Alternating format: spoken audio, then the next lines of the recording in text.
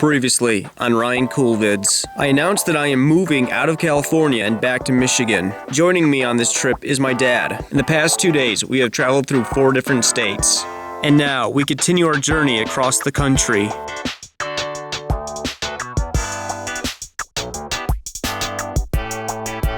On day 3, we woke up in the Route 66 town known as Shamrock, Texas.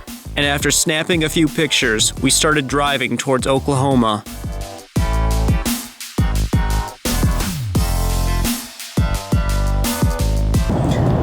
We are officially in Oklahoma, and there wasn't really a sign that said you're now entering Oklahoma. Talk about lame. Come on, Oklahoma, you're dropping the ball. As you can tell, I am not a morning person. Right when we woke up, we hit the ground running. We were focused on getting home, because after 2 days of driving and being stuck in a car, we were dead tired of traveling. We are fast approaching Oklahoma City, and I can kind of see a skyscraper out in the distance, but like the smog or the fog or whatever it is kind of covering it.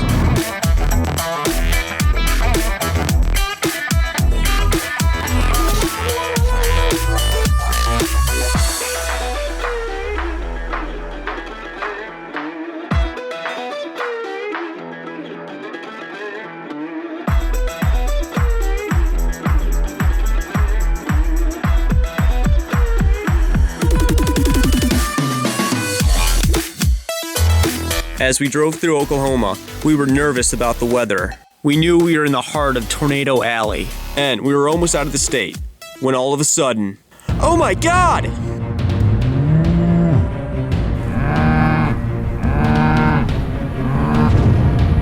Just kidding, the weather was actually perfect. However, when we entered Missouri, everything changed.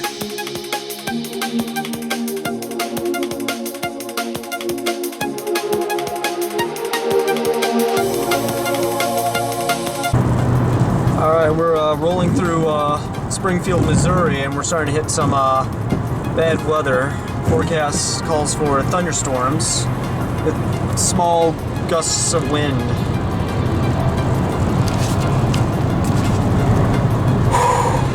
A little nervous, guys.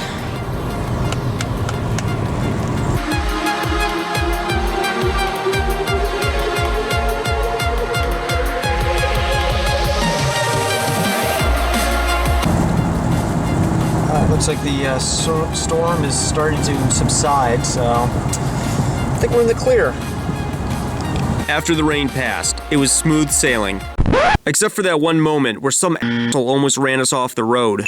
Alright, I have to say this. Do not be like that guy. Do not text and drive. It's so annoying. Put down the phone and keep your eyes on the road. Anyways, as we continued to drive through Missouri, I made the sudden realization that I was back in the Midwest. Everywhere I looked, I saw land covered in green. It was hard to believe that 2 days prior, we were driving through the desert. Even though I was happy to be back in the Midwest, the landscape and scenery just was not as cool as the West Coast. Hell, even as I'm editing this video, I'm getting bored from watching my own footage. However, I can't complain too much because we were getting closer to home.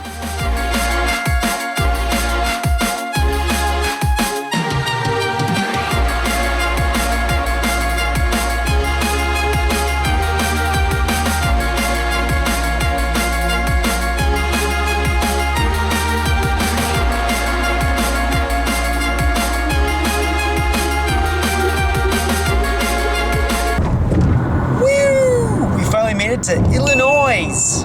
I think it's pronounced Illinois, right? No. Illinois? No, that sounds correct. Illinois. I mean, seriously, why would the S be silent? That's, you might as well just not even have it there.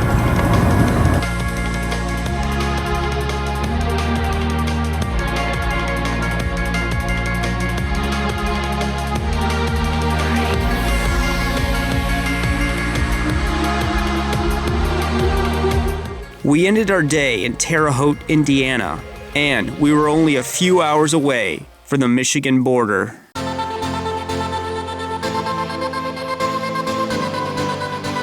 Woo! We're almost home. God, I'm tired. It was day 4, and it was the final stretch of our trip. And after spending the previous 3 days constantly driving and eating crappy food, we were determined to get home at a good time. I was feeling the excitement of almost being home, but unfortunately, we still had a little bit more driving to do.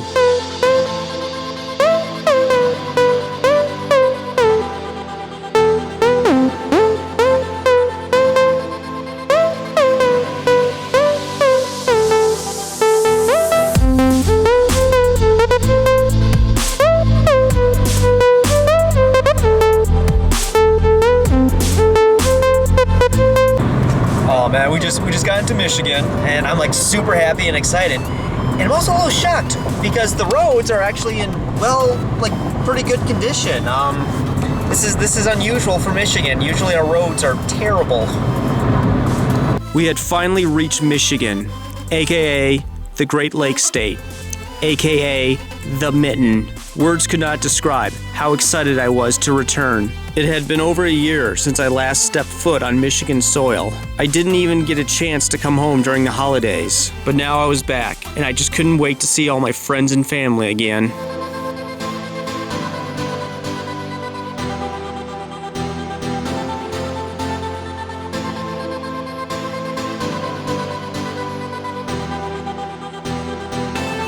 We finally arrived in the early afternoon, and the first thing I did was take a long nap, because after 4 days of driving, I was worn out. After this recent trip, I can now say that I've been to 26 states. And who knows, maybe I'll do some more traveling in the near future. But for right now, I'm just gonna enjoy being back in Michigan. 1 week after getting home, I met up with a bunch of my friends, and we celebrated my birthday. It feels good to be home.